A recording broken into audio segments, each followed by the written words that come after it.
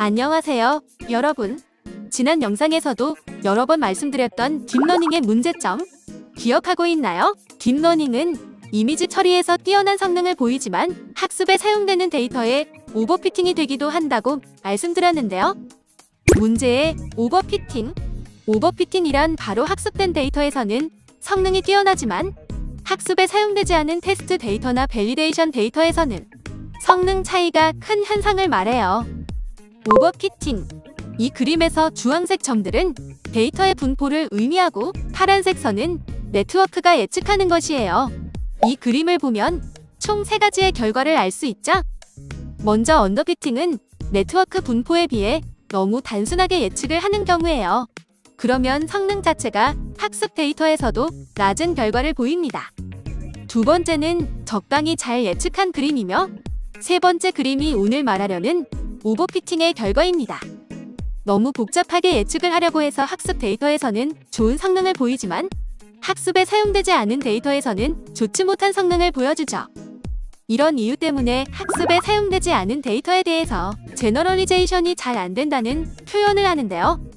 오버피팅이 되면 학습할 때는 로스가 낮아도 테스트나 밸리데이션 데이터에서는 로스가 높게 나와 실제로 중요한 성능이 떨어질 수 있어요. 그렇다면 이 오버피팅이 생기는 이유는 무엇일까요? 오버피팅은 다양한 이유 때문에 발생하지만 주로 학습 데이터가 부족하거나 데이터의 다양성이 부족한 경우에 많이 발생해요. 이때 예측된 확률 분포를 확인해보면 하나의 클래스에 너무 높은 값을 나타내는 오버컨피던스인 경우가 많죠. 이 그림은 최근의 딥러닝 방식인 레즈넷과 과거의 방법인 위넷의 결과를 비교해 최근 딥러닝 네트워크의 오버컨피던스가 더욱 심하다는 것을 보여주는 그림이에요. 실제 네트워크가 예측하는 정확도와 네트워크의 컨피던스의 차이가 많이 날수록 캘리브레이션이 안 되었다는 것을 뜻하는데요. 캘리브레이션이 잘 안 됐다는 의미는 곧 오버컨피던스가 발생했다는 뜻과 같아요. 그리고 이런 문제를 완화하기 위해 다양한 방법들이 존재해요. 1. 데이터의 개수를 많이 늘려준다. 데이터가 많다면 그만큼 다양한 이미지를 볼 수 있겠죠? 그러므로 오버피팅을 막아주는 효과가 있어요. 하지만 가장 간단한 방법이면서 비용이 많이 드는 단점이 있죠. 2. 네트워크의 레이어 개수를 줄여 가벼운 네트워크를 활용한다. 하지만 이 방법은 딥러닝의 성능이 낮아져서 활용하기 힘들어요. 3. 레귤러리제이션 방법을 사용한다. 레귤러리제이션 방법들이 모든 문제를 해결할 수 있다고 할 수는 없지만 데이터가 한정되어 있고 성능을 높이기 위해 레이어 수가 많은 네트워크를 사용할 때 적용할 수 있는 방식이며 실제로 사용되고 있어요. 오늘은 마지막 방법인 레귤러리제이션 방법에 대해 알아보도록 할게요. 레귤러리제이션도 여러 가지 접근 방법이 있는데요.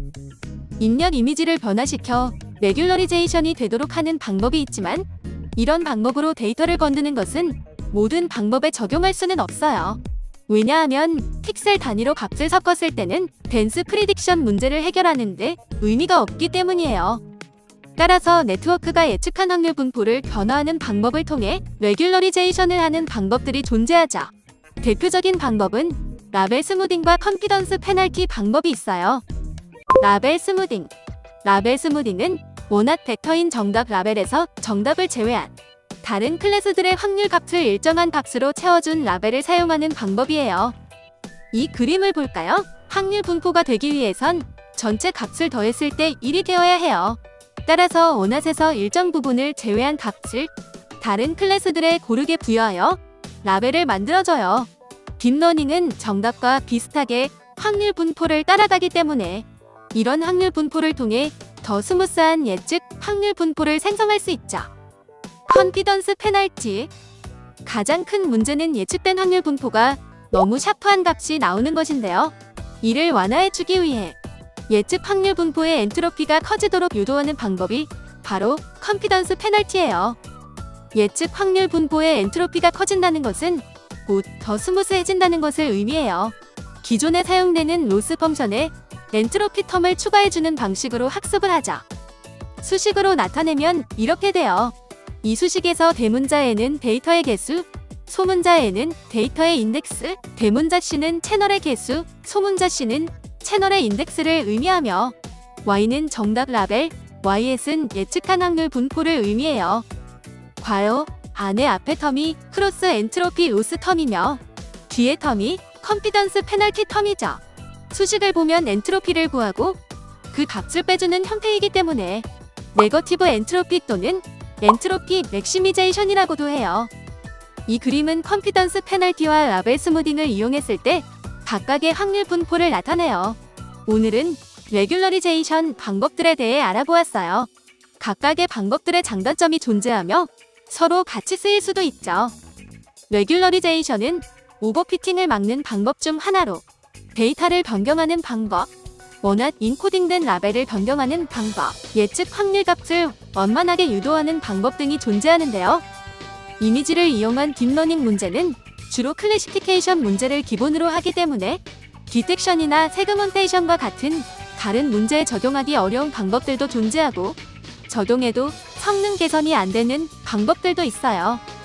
따라서 각각의 문제에 적합한 다양한 레귤러리제이션 방법들이 제한되고 있습니다. 네트워크의 성능을 높이는 것도 중요하지만 결국은 실제로 사용할 수 있어야겠죠? 그러기 위해서는 제너럴리제이션이 잘 되어야 하기 때문에 레귤러리제이션과 같은 방법을 사용하여 오버피팅을 막을 수 있고 더 나은 성능으로 네트워크를 학습할 수 있어요. 그럼 오늘 영상은 여기서 마치도록 하겠습니다.